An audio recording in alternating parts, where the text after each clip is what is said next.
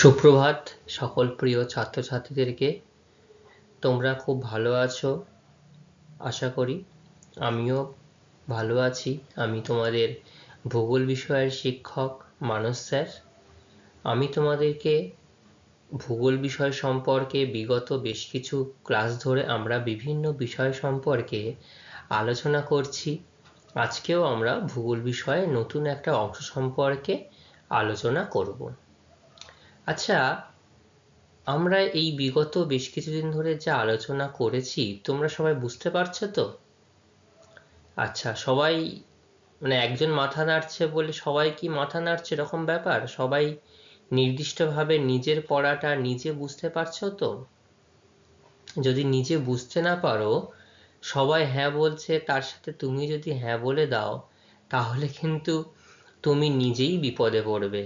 পরীক্ষার সময় কিন্তু তোমার কোনো বন্ধু তোমাকে সাহায্য করতে আসবে না। নিজেকেই কিন্তু সেই, যদি বিপদে পড়ো আর কি, নিজেকেই কিন্তু সেখান থেকে উদ্ধার হতে হবে। ঠিক আছে?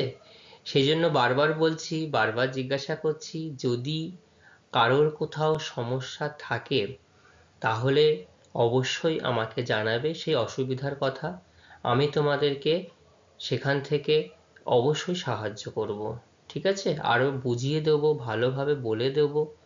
প্রশ্ন উত্তর যদি বুঝতে সমস্যা হয় সেটা আবারও বলে দেব।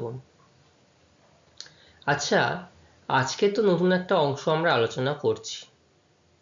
আমরা পূর্বের দিনে কি পড়েছিলাম সেটা সম্পর্কে একটু যাচাই করে নেওয়া যাক।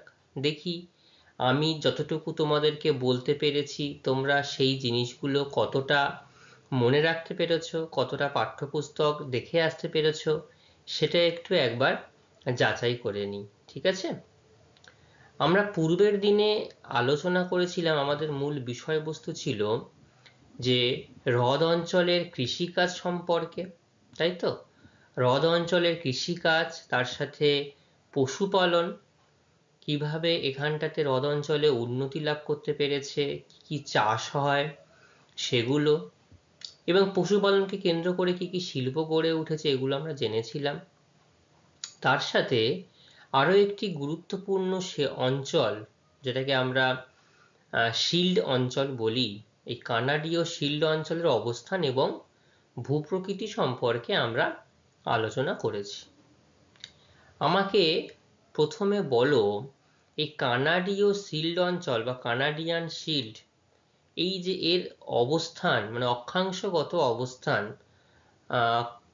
কত, সেটা একটু আগে আমি শুনি, তারপরে আমি তোমাদেরকে বলবো আবার। আচ্ছা, হ্যাঁ বলো, যে কোনো একটাই বলো, অক্ষাংশটাই যদি বলো।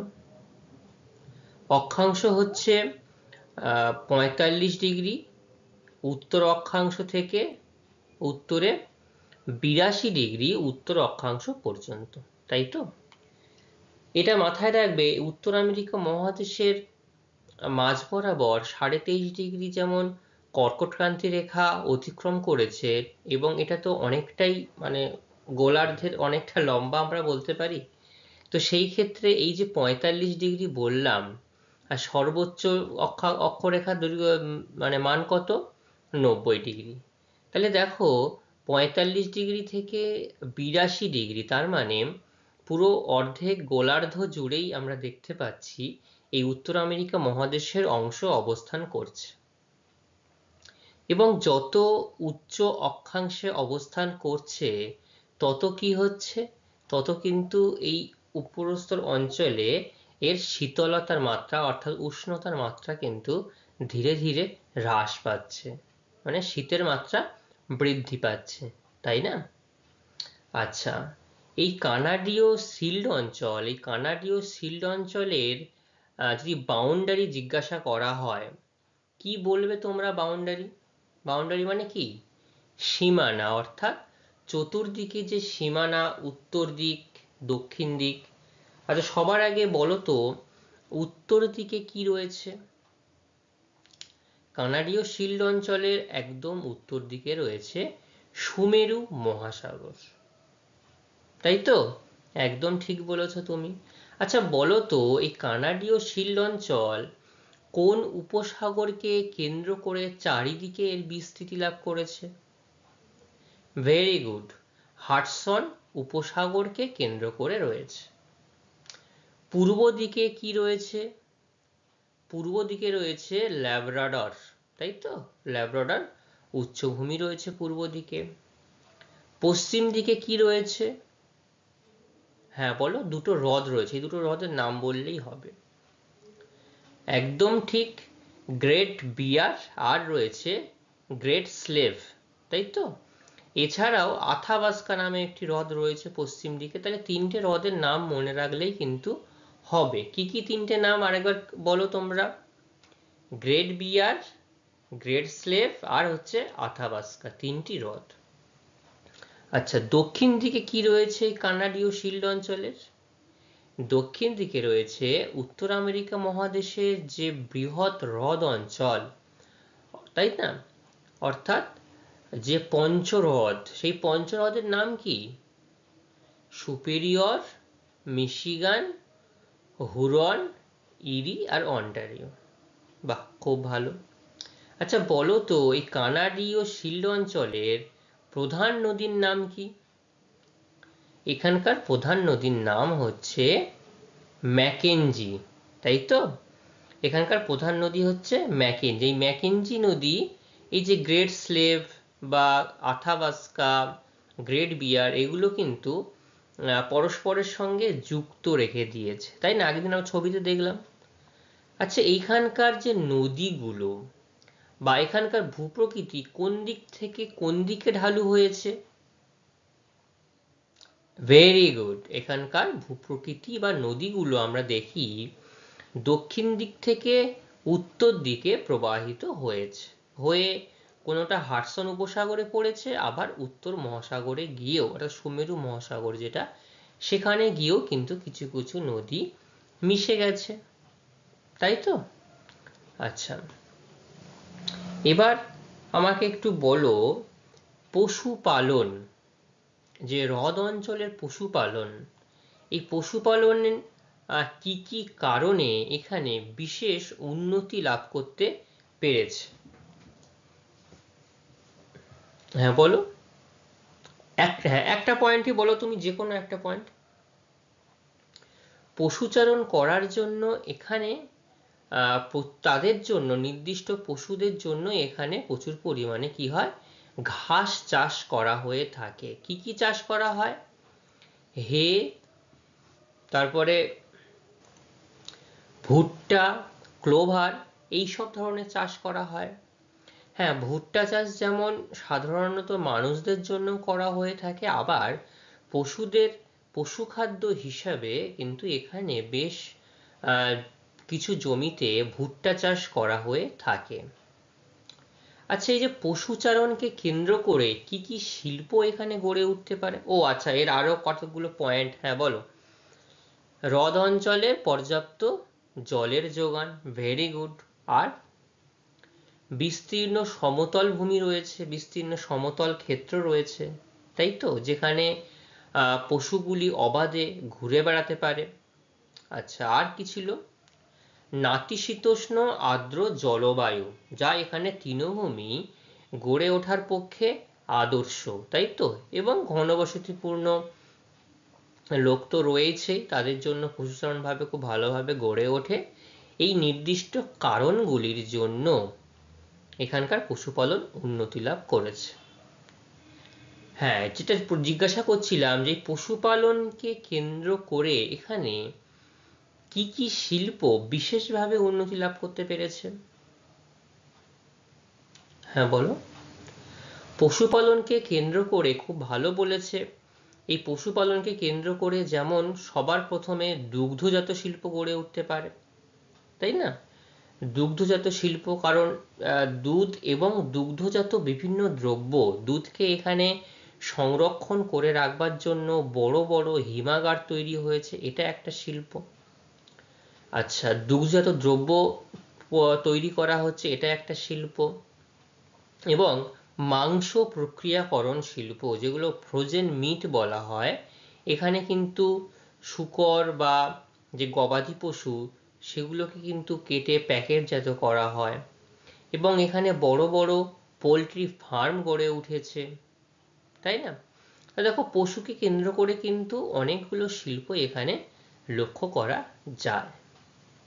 তো এই ছিল আমাদের পূর্বের দিনের ক্লাসের আলোচনার বিষয়বস্তু, যেটা আজকে আমরা আবার একটু ভালো করে রিপেয়ার করে নিলাম। যদি কারোর কোথাও কোনো সমস্যা থাকে একটু রিপেয়ার করলাম। যারা বলতে পেরেছে খুব ভালো বলেছো, যারা একটু একটু বেঁধে যাচ্ছে তাদেরকে আমি রিকোয়েস্ট করব, বলবো তোমরা আরও একবার খুব ভালোভাবে সুন্দর করে এটাকে একটু পাঠ্যপুস্তকটাকে একটু পড়ো, তারপরেও যদি সমস্যা থাকে আমাকে জানাবে, ঠিক আছে? তাহলে আজকের নতুন যে অংশ আমরা আলোচনা করব সেটা শুরু করা যাক। দেখো, ইতিমধ্যে আমরা এই হ্রদ অঞ্চল ছাড়াও উত্তর আমেরিকা মহাদেশের আরও যে একটি গুরুত্বপূর্ণ অঞ্চল রয়েছে, যে কানাডীয় শিল্ড অঞ্চল, সে কানাডীয় শিল্ড অঞ্চলের অবস্থান, সীমানা এবং ভূপ্রকৃতি, নদ নদী সম্পর্কে আমরা আলোচনা করেছি। তো এই যে শিল্ড অঞ্চলটা শুধু তো এই কারণেই পৃথিবী বিখ্যাত হয়ে ওঠেনি, আরও অনেকগুলো শিল্প, আরও অনেকগুলি খনিজ দ্রব্য, খনির ভাণ্ডার এখানে গড়ে উঠেছে এবং কিভাবে এখানকার কাষ্ঠশিল্প সারা পৃথিবীর মধ্যে সাড়া ফেলেছে এবং সারা পৃথিবীর বড় বড় পেপার মিল এই কানাডা দেশে অর্থাৎ এই উত্তর আমেরিকা মহাদেশে গড়ে উঠেছে এবং পৃথিবীর যত কাগজ প্রস্তুতকরণের কাঁচামাল কিন্তু এই কানাডীয় বা সরলবর্গীয় অরণ্য থেকে যায়, কোথা থেকে কিভাবে যায় এবং কেন এই অঞ্চল কাষ্ঠ শিল্পে বা কাগজ শিল্পে এত বেশি উন্নতি লাভ করতে পেরেছে, সেইগুলো সম্পর্কে আমরা বিস্তারিতভাবে আলোচনা করব, ঠিক আছে? তাহলে শুরুতেই আমরা আলোচনা করব এই কানাডীয় শিল্ড অঞ্চলের জলবায়ু এবং স্বাভাবিক উদ্ভিদ সম্পর্কে। তোমাদেরকে বারবার বলে থাকি, জলবায়ু এবং স্বাভাবিক উদ্ভিদ একে অপরের সঙ্গে খুব ওতপ্রোতভাবে জড়িয়ে রয়েছে, কারণ কোনো অঞ্চলে স্বাভাবিক উদ্ভিদ নির্ভর করে সেই অঞ্চলের জলবায়ুর উপর নির্ভর করে। কারণ সেই অঞ্চলের জলবায়ু ঠিক কেমন হবে এবং জলবায়ু যদি আর্দ্র হয় তাহলে স্বাভাবিক উদ্ভিদের প্রকৃতি একরকম হয়, যদি শুষ্কতা হয়, শুষ্ক অবস্থা হয়, তাহলে তার প্রকৃতি একটা রকম হয়, একটা অন্য রকম হয়। সেটা আমরা বিস্তারিত ধীরে ধীরে আলোচনা করব।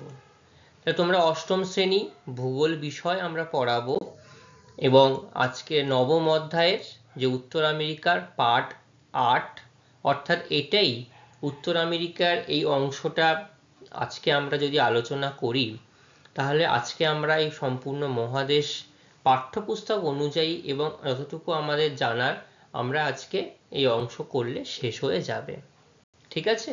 তো কানাডীয় শিল্ড অঞ্চলের অবশিষ্ট অংশ আজকে আমরা শুরু করছি। প্রথমে আমরা বললাম যে জলবায়ু এবং স্বাভাবিক উদ্ভিদ সম্পর্কে আলোচনা করব, তাই তো?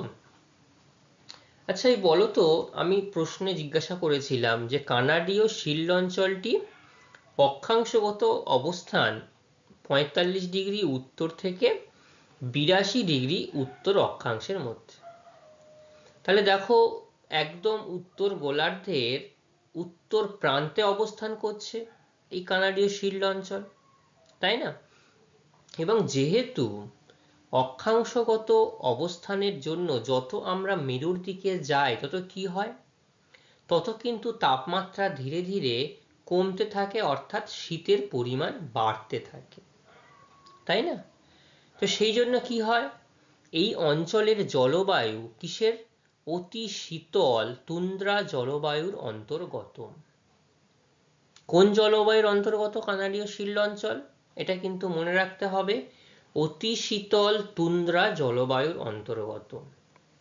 তাহলে আমরা যদি মনে রাখি, এইটা জাস্ট একটু মাথায় রেখে দাও, কানাডীয় শিল্ড অঞ্চল যদি শীতল তুন্দ্রা জলবায়ুর অন্তর্গত হয়, তাহলে এইখানকার জলবায়ুর কোনো বৈশিষ্ট্য যদি জিজ্ঞাসা করে, তাহলে আমরা তুন্দ্রা জলবায়ুর সঙ্গে সাদৃশ্য রেখে যদি এখানে এর বৈশিষ্ট্য আলোচনা করি, তাহলে কিন্তু তুমি ভুল হবে না, একদম সঠিক হবে।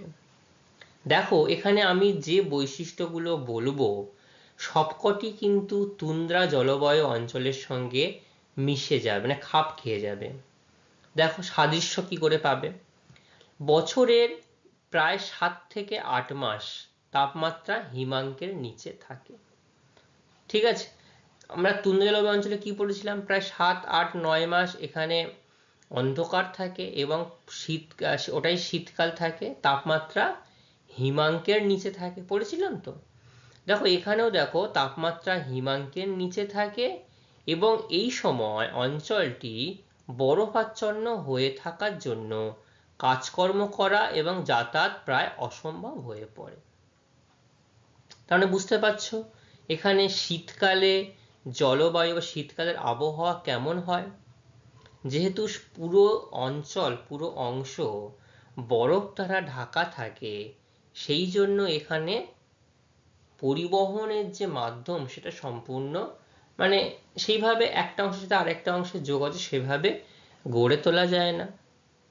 ঠিক আছে, মানে খুব সামান্য যেটা করা হয় স্লেজ গাড়ির মাধ্যমে বা বরফকে পরিষ্কার করে দিয়ে তারপরে সেখানে গাড়ি চলাচল করতে হয়, যেটা পরিবহনে একটু অসুবিধার সৃষ্টি হয়। আর গ্রীষ্মকালে এখানে তাপমাত্রা কেমন থাকে। গ্রীষ্মকালে এখানে খুব ক্ষণস্থায়ী। বলতো তুন্দ্রা জলবায়ু অঞ্চলে গ্রীষ্মকালীন তাপমাত্রা কত থাকে বলেছিলাম আমরা, 10 ডিগ্রি সেন্টিগ্রেড, তাই তো। দেখো এখানেও কিন্তু একই জিনিস বলা হচ্ছে, এখানকার তাপমাত্রা খুব একটা বেশি বাড়ে না। ঠিক আছে, সেই জন্য এখানে এই সময় তাপমাত্রা থাকে গড়ে 10 ডিগ্রি সেলসিয়াস এবং বৃষ্টিপাত এখানে খুব কম হয়। যদিও বা হয়, সেটা হয় কোন সময়, গ্রীষ্মকালে হয়। একদম ঠিক বলেছো, সেটা হয় গ্রীষ্মকালে। এবং সেই বৃষ্টিপাতের পরিমাণ কত তুন্দ্রা জলবায়ু অঞ্চলে, 30 থেকে 40 সেন্টিমিটার, তাই তো। 40 সেন্টিমিটার কম বলেছে। তাহলে আমি তোমাদের সেই জন্যই বললাম তোমরা তুন্দ্রা জলবায়ু অঞ্চলের বৈশিষ্ট্য মনে রাখবে, তাহলে কানাডীয় শিল্ড অঞ্চলে যে জলবায়ু সম্পর্কে জিজ্ঞাসা করা হয় তাহলে তোমরা কিন্তু বলে দিতে পারবে। আচ্ছা, স্বাভাবিক উদ্ভিদ এখানে কি কি গড়ে ওঠে দেখি আমরা।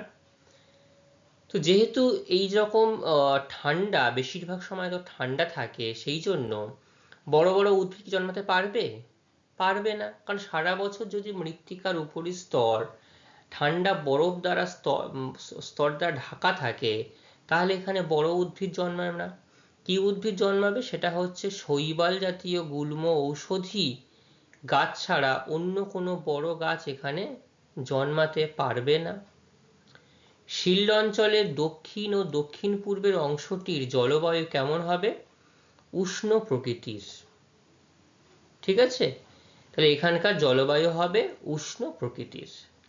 এই অঞ্চলের বার্ষিক উষ্ণতার গড় 4 ডিগ্রি সেলসিয়াস। তার মানে গ্রীষ্মকালে যদি 10 ডিগ্রি হয় আর শীতকালে হিমাঙ্কের নিচে থাকে, এই জন্য গড় তাপমাত্রা বলা হচ্ছে 4 ডিগ্রি সেলসিয়াস। ঠিক আছে, সেই জন্য এইখানে কি অরণ্য লক্ষ্য করা যায়, সরল বর্গীয় অরণ্য, যেটাকে আমরা সরল বর্গীয় অরণ্যকে নরম কাঠের অরণ্য হিসাবে কিন্তু চিহ্নিত করতে পারি। ঠিক আছে, এই নরম কাঠের অরণ্য যার উদ্ভিদের নামগুলো হচ্ছে পাইন, দেখো হয়েছে পাইন গাছ, এটা হচ্ছে ফার গাছ, অনেকটা একই দেখতে, কিন্তু এই ফল দেখে আমরা এটাকে আলাদাভাবে চিহ্নিত করতে পারি। বার্চ রয়েছে, ম্যাপল রয়েছে, ম্যাপল গাছের পাতা এই যে দেখিয়েছি এখানটাতে। ঠিক আছে, তো এই যে এই অঞ্চলের এই সরলবর্গীয় অরণ্য মানে কাষ্ঠ শিল্পে কিন্তু ব্যাপক উন্নতি লাভ করতে পেরেছে।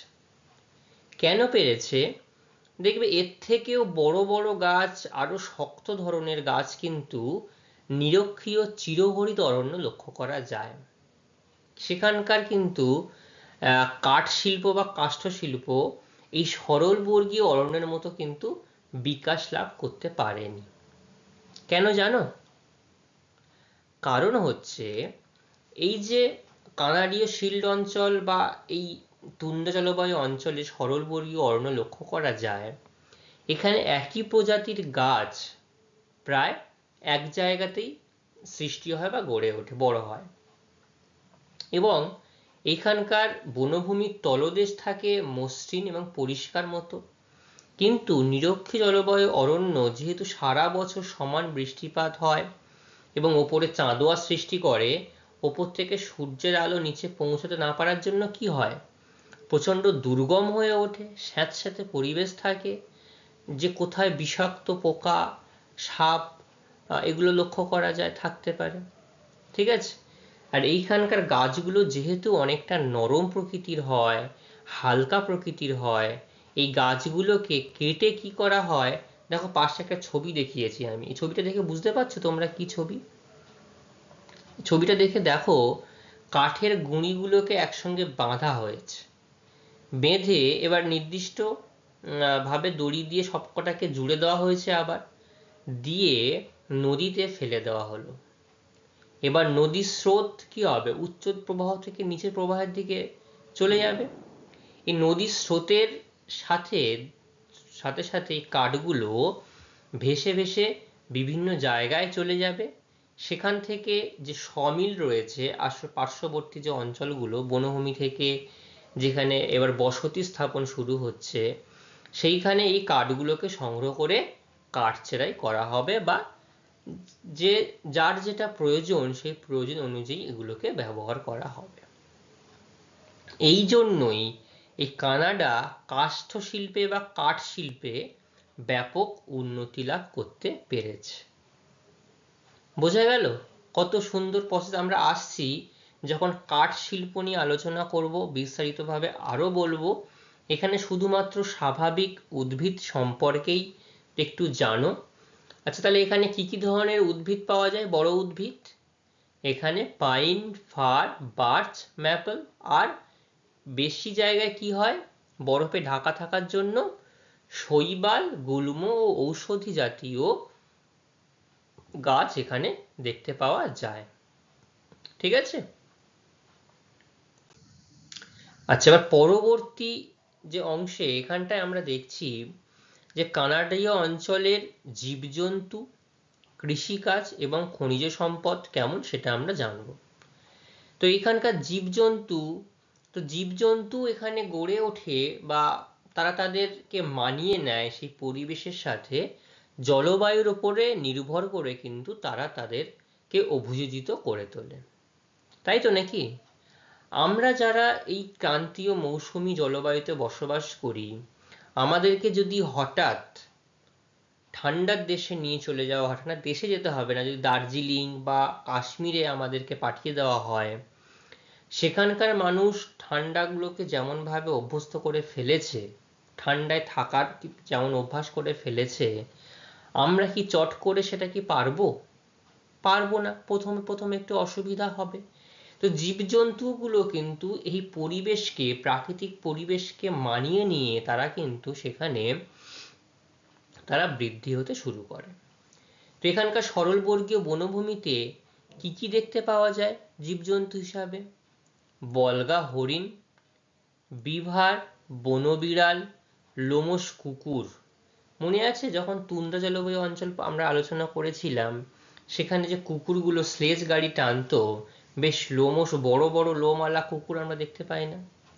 এবং যদি তোমরা পাহাড়ি অঞ্চলে যদি গিয়ে থাকো, সেখানকার কুকুরগুলোও দেখবে ঠান্ডার জন্য তাদের গায়ের যে লোম, আমাদের এই মানে গ্রীষ্মপ্রধান থেকে লোমগুলো কিন্তু বেশ বড় বড় হয়। ঠিক আছে? ঠান্ডার জন্য এদের শরীর বড় বড় লোমযুক্ত হয়। এটা গেল জীবজন্তু। কি কি জীবজন্তু এখানে থাকে বা অভিযোজিত করে তারা এখানে মানিয়ে নিয়েছে। এই অঞ্চলে কি কি কৃষিকাজ হয়? তো কানাডীয় শিল্ড অঞ্চল, শিল্ড কথার অর্থ কি? পাথুরে জমি বা পাথুরে ভূমি। পাথরের ওপর কি চাষ করা যায়? যায় না। তাহলে হ্রদ অঞ্চল কৃষিকাজে যেমন উন্নত, কানাডীয় শিল্ড অঞ্চল কি সেরকম ভাবে উন্নত লাভ করবে? করবে না। যে অঞ্চলে মাটি রয়েছে সেখানে যদি সারা বছর 7 থেকে 8 মাস বরফ থাকে, সেখানে কি ফসল ফলতে পারবে? পারবে না। তাহলে দেখো, বেশিরভাগ অঞ্চল এই প্রতিকূলতার জন্য কিন্তু সেখানে সঠিকভাবে কৃষিকাজ গড়ে উঠতে দেখা যায় না। কিন্তু হাডসন উপসাগর বা বিভিন্ন যে হ্রদগুলো রয়েছে, সেই হ্রদের তীরবর্তী অঞ্চলে পলি মাটি বা বিভিন্ন ধরনের স্বল্প পরিমাণে যে মাটি লক্ষ্য করা যায়, সেখানে কি কি চাষ করা যায়? গম, যব, আলু, ওট, বিট এইসবগুলো কিন্তু চাষ করা হয়ে থাকে। কোথায় কোথায় হয় সেটা? হাডসন উপসাগর এবং সেন্ট লরেন্স নদীর তীরবর্তী অঞ্চলে এই চাষগুলো করা হয়ে থাকে। ঠিক আছে, তাহলে আমরা কি কি জানলাম এই অংশে? জীবজন্তু আর কৃষিকাজ সম্পর্কে আলোচনা করলাম। এবার খনিজ সম্পদ, কোন কোন খনিজ সম্পদ এখানে লক্ষ্য করা যায়? তাহলে কৃষিকাজ যদি উন্নত না হয়, তাহলে খনিজ সম্পদ নিশ্চয়ই হবে। কোনো একটা জায়গায় যদি প্রাকৃতিক দিক থেকে পিছিয়ে যায়, তাহলে অন্য কোনো দিক কিন্তু অবশ্যই উন্নতি লাভ করবে। যেমন হ্রদ অঞ্চলে কৃষিকাজটা বেশি উন্নত, পশুপালনটা বেশি উন্নত, সেই জন্য খনিজ সম্পদটা কানাডীয় শিল্ড অঞ্চল থেকে তুলনামূলকভাবে কম। ঠিক আছে, সেই জন্য দেখো, আগ্নেয় রূপান্তরিত শিলায় গঠিত হওয়ায় কানাডার শিল্ড অঞ্চলগুলি, যেটা খনিজ ভাণ্ডার বলা যেতে পারে, এটা কিন্তু একরকম তাই। উত্তর আমেরিকার অন্যতম প্রধান খনিজ সমৃদ্ধ এলাকা হচ্ছে এই কানাডীয় শিল্ড অঞ্চল। তো দেখি কি কি খনি বা কি কি ধাতু এখানে পাওয়া যায়, সেগুলো আমরা দেখি। প্রথম খনিজের নাম যেটা বলা হচ্ছে নিকেল। কোন খনিতে পাওয়া যায়? সাডবেরি। এই হচ্ছে সাডবেরি, দেখতে পেয়েছো সাডবেরি? সাডবেরিতে কি পাওয়া যাচ্ছে? নিকেল পাওয়া যাচ্ছে। এর একটা নাম রয়েছে আলাদা, যেটি পৃথিবীর বৃহত্তম নিকেল খনি নামে পরিচিত। ঠিক আছে, তাহলে সাডবেরি কি বললাম? পৃথিবীর বৃহত্তম নিকেল খনি নামে পরিচিত। Very good. আর রয়েছে থমসন। ঠিক আছে, এই হচ্ছে থমসন। তাহলে এই দুটো জায়গাতে কিন্তু নিকেল পাওয়া যাচ্ছে। সোনা, হলুদ ধাতু সোনা। টিমিনিস, এই হচ্ছে টিমিনিস বলে খনি, পৃথিবীর দ্বিতীয় বৃহত্তম স্বর্ণ খনি। তাহলে টিমিনিসের বৈশিষ্ট্য কি হলো? দ্বিতীয়, 2 নম্বর, বিশ্বে 2 নম্বর অর্থাৎ দ্বিতীয় বৃহত্তম স্বর্ণ খনি, তাই তো? কোন এই খনিটার নাম কি বললাম? টিমিনিস। কোন ধাতু পাওয়া যায়? সোনা। মনে থাকবে। আকরিক লোহা। আকরিক লোহা নিউ ফাউন্ডল্যান্ড, ল্যাব্রাডর, কুইবেক সীমান্ত অঞ্চলে আকরিক লোহা দেখতে পাওয়া যায়, এই খনি। আকরিক তামা, এটাও কিন্তু দেখো সাডবেরিতে, টিমিনিস, তারপর রয়েছে নোরান্ডা, এই জায়গাতেও কিন্তু এই আকরিক তামা পাওয়া যায়। ইউরেনিয়াম কোথায় পাওয়া যায়? অন্টারিও সুপিরিয়র হ্রদের নিকটবর্তী অঞ্চলে, এই হচ্ছে অন্টারিও আর এই হচ্ছে সুপিরিয়র, এদের নিকটবর্তী অঞ্চলে ইউরেনিয়াম কিছু পরিমাণে পাওয়া যায়। কোবাল্ট, রূপো, প্লাটিনাম এগুলো কোথায় পাওয়া যায়? সাডবেরিতেই পাওয়া যায়, থমসনে পাওয়া যায়, আর পাওয়া যায় সেরিডন। ঠিক আছে, দেখো সাডবেরি কিন্তু একটা অন্যতম গুরুত্বপূর্ণ খনিজ অঞ্চল আমরা বলতে পারি, কারণ এখানটাতে নিকেল পাওয়া যাচ্ছে, আকরিক তামা পাওয়া যাচ্ছে, আবার কোবাল্ট, রূপা, প্লাটিনাম এগুলো পাওয়া যাচ্ছে। ঠিক আছে, তা টিমিনিস কি ছিল? দ্বিতীয় বৃহত্তম স্বর্ণ খনি। মনে থাকবে তো? আচ্ছা, যেটা আমরা তখন আলোচনা করছিলাম, বলেছিলাম যে আমরা এর পরে আরো বিস্তারিতভাবে আলোচনা করব। যে কানাডার শিল্ড অঞ্চল কৃষিকাজে যদি সমৃদ্ধ নাই বা হলো, ঠিক আছে, কিন্তু দুর্গম অঞ্চল এবং প্রতিকূল সত্ত্বেও এখানে শিল্পের উন্নতি কিন্তু ঘটেছে। ঠিক আছে, তাহলে এখানে কি কি শিল্পের উন্নতি ঘটেছে সেগুলো আমরা একটু দেখি। প্রথমত কানাডীয় শিল্ড অঞ্চলে আমরা কিন্তু এখানে যথেষ্ট পরিমাণে যে খনিজ অঞ্চল রয়েছে, এই খনি থেকে আমরা কি পাচ্ছি? বিভিন্ন খনিজ দ্রব্য। কারণ যে কোনো শিল্প আমরা গড়ে তুলতে গেলে তার প্রধান কাঁচামাল কোথা থেকে আসে? খনি থেকে আসে, তাই না? কারণ আমরা যদি তাপবিদ্যুৎ কেন্দ্র তৈরি করতে যাই তাহলে তার কাঁচামাল কি? কয়লা। আমরা যদি লৌহ ইস্পাত শিল্প কেন্দ্র গড়ে তুলতে যাই তার প্রধান কাঁচামাল কি? আকরিক লোহা। এই আকরিক লোহাকে গলাবার জন্য আর কি প্রয়োজন হবে? এই কয়লার প্রয়োজন হবে, তাই তো? তাহলে এইগুলো হচ্ছে কাঁচামাল। তো দেখো আমরা এক্ষুনি যেটা আলোচনা করলাম, এই কাঁচামালগুলো কিন্তু আমরা এখান থেকে সহজে উত্তোলন করতে পারছি উন্নত প্রযুক্তির সাহায্যে। ঠিক আছে, আর এখানকার আরো একটা অন্যতম শিল্প যেটা হচ্ছে কাঠ শিল্প, যেখানকার বনভূমিতে পর্যাপ্ত কাঠ এবং বন্য পশুর লোমশ, চামড়া, খনিজ পদার্থের সহজলভ্যতা এই ধরনের থাকার জন্য এখান থেকে কিন্তু সহজে আমরা শিল্পগুলো গড়ে তুলতে পারছি। এছাড়াও কানাডার উন্নত মানের প্রযুক্তি এবং কারিগরি দক্ষতা, কারণ তারা টেকনোলজির দিক থেকে অনেক উন্নত। ঠিক আছে, স্থানীয় নদীগুলো থেকে উৎপন্ন জলবিদ্যুৎ শক্তির প্রাপ্যতা। দেখো এই হচ্ছে কোনো নদীর প্রবাহ পথে এরকম ভাবে বাঁধ দেওয়া হয়েছে, বাঁধ দিয়ে এই যে জলটাকে এখানে করা হচ্ছে, এখানে হাইড্রোলিক বা তোমার টারবাইনের সাহায্যে এখান থেকে কিন্তু জলবিদ্যুৎ উৎপাদন করা হচ্ছে। কোথায় যাচ্ছে জলবিদ্যুৎগুলো উৎপাদন করে? বিভিন্ন শিল্পাঞ্চলে যে শিল্প কারখানাগুলো গড়ে উঠেছে সেখানটায় কিন্তু এই জলবিদ্যুৎগুলোকে পাঠানো হচ্ছে। আর এই হচ্ছে কাঠ শিল্প। দেখো এই সরলবর্গীয় নরম কাঠের অরণ্য যেটা আমরা বলছিলাম, এই কাঠগুলোকে বিভিন্ন জায়গায় কেটে রকম পাহাড় প্রমাণ করে দেওয়া হয়েছে। শিল্ড অঞ্চলের দক্ষিণ প্রান্তে পঞ্চরথ এবং সেন্ট লরেন্স নদীর মাধ্যমে সৃষ্ট সুলভ জলপথ। দেখো এই জলপথটা আমরা কিন্তু পূর্বের দিনে একবার আলোচনা করেছিলাম যে সেন্ট লরেন্স নদী এই পঞ্চরথকে কি করেছে? প্রত্যেকটা রথকে কিন্তু নির্দিষ্টভাবে যুক্ত করেছে। এবং এই যে পঞ্চরথ, সুপিরিয়র, মিশিগান, হুরন, ইরি, অন্টারিও, তাই তো? এই রথগুলোর সাহায্যে যেমন পরিবহন করা যায়, তাহলে সহজেই এখানে যে বাণিজ্যিক উদ্দেশ্যে জলপথ কিন্তু বাণিজ্যিক উদ্দেশ্যে সব থেকে কি বলবো কম ব্যয়ের একটা মাধ্যম। ঠিক আছে, তো জলপথের মাধ্যমে বাণিজ্যিক জাহাজগুলি একটা অংশ থেকে এই ডুলুথ থেকে এখান থেকে এই আটলান্টিক মহাসাগর কিন্তু খুব সহজেই পাড়ি দিতে পারে। কারণ বাণিজ্যিক যে দ্রব্যগুলো উৎপন্ন হচ্ছে সেগুলো যেমন রপ্তানি করা যাচ্ছে, আবার কোনো প্রয়োজনীয় দ্রব্য আবার বিভিন্ন জায়গা থেকে আমদানিও করা যাবে। তাহলে সেক্ষেত্রে এই জলপথ মানে সেন্ট লরেন্স নদী এবং তার সঙ্গে পঞ্চরথ, এই জলপথ কিন্তু গুরুত্বপূর্ণ ভূমিকা পালন করে থাকে। তাহলে শিল্প উন্নতির প্রধান কারণগুলো কি বোঝা গেল? 1 নম্বর বনভূমি, বনভূমির পর্যাপ্ত কাঠ আর বন্য পশুর লোমশ, চামড়া। এই চামড়াগুলো দিয়ে কি করে বলো তো?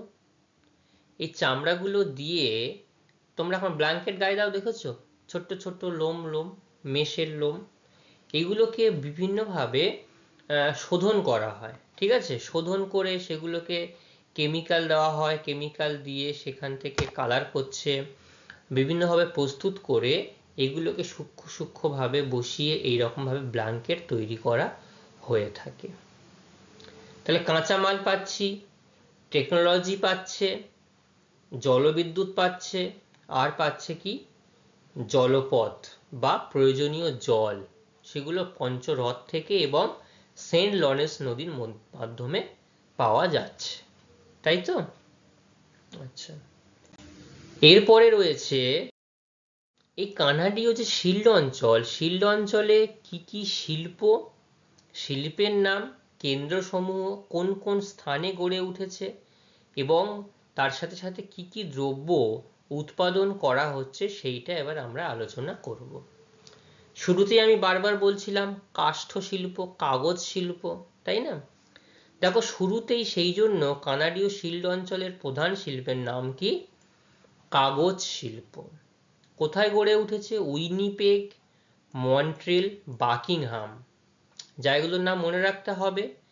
উৎপন্ন দ্রব্য কাগজ, তার মানে কাগজ জাতীয় দ্রব্য উৎপন্ন হবে। কাগজ হচ্ছে, কাগজের মণ্ড হচ্ছে, নিউজ প্রিন্ট হচ্ছে, এইগুলো কিন্তু এখানটাতে উৎপাদন হচ্ছে।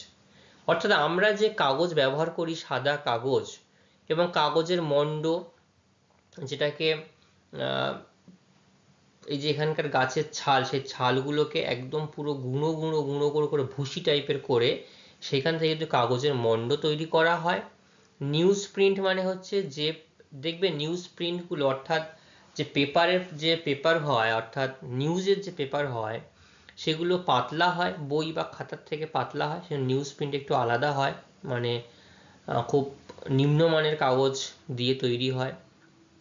নাহলে দেখো অত বড় পেপার তুমি কিনতে যাচ্ছ মাত্র 5 টাকায়, এবং তাও আবার প্রিন্ট করে। আর আমরা একটা খাতা কিনতে যাই, তার দামই নিয়ে নেয় 40 টাকা, 50 টাকা, 100 টাকা, তাই না? তাহলে কাগজ শিল্প কোন দেশ বিশ্বে প্রথম স্থান অধিকার করে? কানাডা হচ্ছে এই নিউজ প্রিন্টে বিশ্বে প্রথম স্থান অধিকার করে। কাষ্ঠ শিল্প, এই কাঠ শিল্প কি করছে? কাঠ শিল্প অটোয়া, পর্কুপাইন, কুইবেক, এই কেন্দ্রগুলোতে গড়ে উঠেছে। উৎপন্ন দ্রব্য কাষ্ঠ এবং কাষ্ঠ মণ্ড, ঠিক আছে। লৌহ ইস্পাত শিল্প কোথায় গড়ে উঠেছে? সেন্ট মারি, ইস্পাত ও লোহা এখান থেকে উৎপন্ন হয়। ডেয়ারি শিল্প কুইবেক, অর্থাৎ কানাডীয় শিল্ড অঞ্চলের কুইবেকে গড়ে উঠেছে। কি কি তৈরি হচ্ছে এখানে? দুধ ও দুগ্ধজাত বিভিন্ন দ্রব্য, যেমন ঘি, মাখন, পনির এবং চিজ, ঠিক আছে। ফার শিল্প, ফার শিল্পটা কি? চামড়ার বিভিন্ন ধরনের পোশাক। দেখবে এখন অনেক জামা বেরিয়েছে কলার বা গায়ে এরকম লোম দিয়ে, লোমশ বিভিন্ন দিয়ে পোশাক বেরিয়েছে, সেটাকে বলা হয় ফার শিল্প। এটা গড়ে উঠেছে উইনিপেগ, টরেন্টো, মন্ট্রিল, এই জায়গাগুলোতে কিন্তু গড়ে উঠেছে। রেয়ন শিল্প কোথায় গড়ে উঠেছে? রেয়ন শিল্প টরেন্টো, মন্ট্রিল, অটোয়া, কৃত্রিম রেশম এবং রেশম তন্তু, ঠিক আছে। ইঞ্জিনিয়ারিং শিল্প মন্ট্রিল, অটোয়া, কুইবেক, বিভিন্ন সূক্ষ্ম যন্ত্রপাতি এবং তার সাথে বৈদ্যুতিক যন্ত্রপাতি। তাহলে প্রত্যেকটা শিল্প কিন্তু তোমাদেরকে সঠিকভাবে মনে রাখতে হবে। কাগজ শিল্প, কাষ্ঠ শিল্প, তার সঙ্গে কেন্দ্রসমূহ, এবং এখান থেকে কি কি দ্রব্য উৎপাদন করা হয়ে থাকে, ঠিক আছে। কাষ্ঠ ও কাগজ শিল্প, তাহলে এই কাষ্ঠ এবং কাগজ শিল্পে কানাডা বিশ্বে উল্লেখযোগ্য স্থান অধিকার করে। দেখো এই হচ্ছে পেপার মিল, কিভাবে পেপারগুলোকে রোল হয়ে যাচ্ছে বিভিন্ন, তার আগে প্রসেস, সব প্রসেস তো আর আমি দেখাতে পারিনি এখানে। আর সরলবর্গীয় অরণ্য, এই যে এখান থেকে গাছগুলোকে কেটে নেওয়া হয়, কেটে নদীর ওপরে ফেলে দেওয়া হয়, তারপরে সেগুলো চলে আসে। তো কানাডার শিল্ড অঞ্চল বিস্তীর্ণ এলাকা জুড়ে রয়েছে সরলবর্গীয় বৃক্ষের বনভূমি, ঠিক আছে। এই সরলবর্গীয় বৃক্ষের বনভূমি এর স্থান হচ্ছে বিশ্বে দ্বিতীয়। কততম স্থান আছে? কানাডীয় শিল্ড অঞ্চল বিশ্বে দ্বিতীয়। প্রথম কারা? রাশিয়ার তৈগা বনভূমি। এই রাশিয়ার তৈগা বনভূমি সরলবর্গীয় অরণ্যের সব থেকে বড় অরণ্য। দ্বিতীয় হচ্ছে কানাডা। এই বনভূমির কাঠ কাষ্ঠ ও কাগজ শিল্পের প্রধান কাঁচামাল। কাষ্ঠ মানে কাঠ, তাহলে কাঠ এবং কাগজ শিল্পের প্রধান কাঁচামাল হলো এই সরলবর্গীয় অরণ্যের কাঠ। এই বনভূমির কাঠ নরম প্রকৃতির, যা থেকে খুব সহজেই কাগজ এবং কাগজের মণ্ড উৎপাদন করা যায়। ঠিক আছে, বোঝা গেল? সেই জন্যই এই নরম গাছের এত চাহিদা কাগজ শিল্প এবং কাষ্ঠ শিল্পের জন্য। কাঁচামাল ছাড়াও, তাহলে আমরা তো কাঁচামাল দেখলাম, এই কাঁচামাল ছাড়ার কি কি কারণে কাঠ শিল্প গড়ে উঠতে পারে? সবার শুরুতে কাঁচামালকে সংগ্রহ করার যে পদ্ধতি, এই পদ্ধতি কিন্তু খুব অভিনব একটা পদ্ধতি। মানে পদ্ধতিগুলো দেখো, শীতকালে কি করে, যখন চারিদিক বরফ জমে যায় তখন গাছগুলো কেটে ওই বরফ ঢাকা নদীর ওপরে ফেলে রাখা হচ্ছে।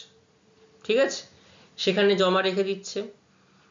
এবার যেই বরফগুলো মানে গলে যাচ্ছে, তখন গাছগুলো সেই নদীর স্রোতে ভাসতে ভাসতে উপরীয় অঞ্চল থেকে, অর্থাৎ যেটা দক্ষিণ থেকে উত্তর দিকে যে নদীর প্রবাহ, এই যে দক্ষিণ থেকে উত্তর দিকে যখন নদী এরকম ভাবে যাচ্ছে হ্রদকে কেন্দ্র করে বিভিন্নভাবে ভাসতে ভাসতে সেগুলো নিচের দিকে নেমে যায়। এবং নদীর তীরবর্তী অঞ্চলে এখানে প্রচুর সমিল, যেটা কাঠ মিল, কাঠ কলগুলো, মানে যেখানে কাঠ চেরাই করা হয়, এই একটা দেখো সমিল, বৃহৎ সমিল। এখানে দেখো প্রচুর কাঠ এখানে যোগান রাখা হয়েছে এবং প্রত্যেকটা গাছের কাণ্ড দেখো সুন্দর করে একই সাইজের করে সুন্দর করে কাটা হয়েছে। তাহলে সেগুলোকে সংগ্রহ করা হচ্ছে, এর ফলে পরিবহন খরচ খুব কম। তাহলে এই যে কাঠটাকে জঙ্গল থেকে দেখো মিল পর্যন্ত আনা হলো, কোনো খরচ হলো কি পরিবহনের জন্য? শুধু একটু কি মাথায় রাখতে হবে, কাঠগুলোকে নদীতে ভাসিয়ে দিয়ে সেখান থেকে কালেক্ট করতে হবে, তাই না? তাহলে এইভাবেই কিন্তু সরলবর্গীয় অরণ্য কাঠ শিল্পে অন্য অঞ্চল অপেক্ষা যথেষ্ট উন্নতি লাভ করতে পেরেছে।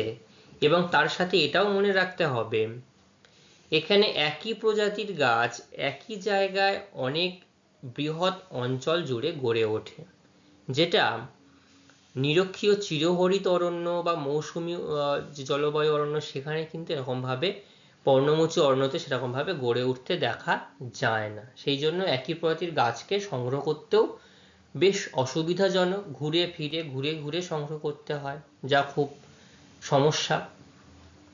এছাড়াও শিল্ড অঞ্চলে খরস্রোতা নদীগুলোতে উৎপন্ন জলবিদ্যুৎ শক্তি, নদীগুলো রয়েছে সেখানে জলবিদ্যুৎ পাওয়া যাচ্ছে। কারখানাগুলিতে উন্নত প্রযুক্তির কাঠ চেরাই, তাহলে এই যে কারখানাগুলো উন্নত প্রযুক্তির কাঠ চেরাই করা হচ্ছে, দক্ষ শ্রমিকের যোগান, প্রচুর মূলধনের সহযোগিতা, মূলধন তো থাকবেই, না হলে এই কাঠগুলোকে তো বড় বড় গাড়ির সাহায্যে কাটতে হবে। সেরকম দেখো এই ছবিটা, দেখো ছবিটা নদীতে এরকম ভাবে গাছ কাঠগুলো, কাঠের গুঁড়িগুলো ভেসে ভেসে যাচ্ছে আর মিলগুলো এখান থেকে কালেক্ট করছে। এইটা ছবিটা দেখে বলো তো কোন সিনেমার কথা তোমাদের মনে পড়ছে? আমার তো একটা সিনেমার কথা মনে পড়ছে, খুব বেশি দিন হয়নি, পুষ্পা সিনেমাটা দেখেছো? হ্যাঁ হ্যাঁ হ্যাঁ হ্যাঁ, এবার সবাই বলছে হ্যাঁ হ্যাঁ হ্যাঁ। যখন পুষ্পার যে কাঠের মিলটা ছিল স্টোর হাউসে, যখন পুলিশ রেড করতে গেল তখন কি করেছিল, সেই চোরাই চন্দন কাঠকে সব সেখান থেকে নদীতে ভাসিয়ে দিয়েছিল, ভাসিয়ে দিয়ে এবং তার বন্ধুকে পাঠিয়েছিল একটা ড্যাম যেখানে বাঁধ দেওয়া আছে সেই টারবাইন বন্ধ করার জন্য টাকা দিয়ে, তাই না? তো দেখো ওখানেও কিন্তু কাঠগুলো খুব দামি কাঠ সহজেই একটা প্রান্ত থেকে আরেকটা প্রান্তে চলে গেছিল পুলিশের হাত থেকে বাঁচানোর জন্য। এখানে বাঁচানোর জন্য নয়, নিজেদের এবং কাষ্ঠ শিল্পের প্রয়োজনীয়তার জন্য কাঠগুলোকে জলে ভাসিয়ে সমিলে আনা হয়। আচ্ছা, ফার শিল্প যেটা ওখানে বলছিলাম, ফার শিল্প কিসে? তো শিল্ড অঞ্চলের প্রায় অনেক জায়গাতেই এই শিল্প গড়ে উঠেছে। কি শিল্প সেটা? দীর্ঘ লোমযুক্ত পশুর চামড়া, এর থেকে কি তৈরি করা হয়? শীতের পোশাক তৈরি করা হয়। ঠিক আছে, লোমযুক্ত পশুর চামড়া থেকে শীতের পোশাক তৈরি করা হয়, যেটাকে ফার শিল্প বলা হচ্ছে। বুঝতে পেরেছো সবাই এতক্ষণে যা বললাম? খুব সহজ জিনিস, এটাকে শুধু একবার একটু ভালোভাবে টেক্সট বই থেকে পড়বে, সব কিছু খুব ভালোভাবে বুঝতে পারবে। তারপরেও যদি বুঝতে অসুবিধা হয় আমাকে বলবে। পড়ার পরে এই প্রশ্নগুলো, যে প্রশ্নগুলো এখানটায় দিয়েছি 1 থেকে 10 নম্বর অবধি গুরুত্বপূর্ণ সবকটি প্রশ্ন, খুব ভালোভাবে এখান থেকে উত্তরগুলো কিন্তু বই থেকে একটু দেখে নেবে, পড়ে নেবে, ঠিক আছে? পরের দিন আমি এগুলো জিজ্ঞাসা করব। আজকের ক্লাস তাহলে আমাদের এই পর্যন্তই থাকবে। পরবর্তী ক্লাসে আমরা নতুন কোনো অংশ আলোচনা করব, কারণ আমরা ইতিমধ্যে উত্তর আমেরিকার যে পাঠ্যপুস্তক সম্পূর্ণ আমরা সমাপ্ত করতে পেরেছি। আমি তোমাদের এরপরে এই উত্তর আমেরিকা মহাদেশ থেকে একদিনের টেস্ট নেব, যে কারা কতটা এই মহাদেশটা ভালোভাবে নিজেদের আয়ত্তে করতে পেরেছে। ঠিক আছে, সবাইকে ধন্যবাদ, ভালো থাকবে।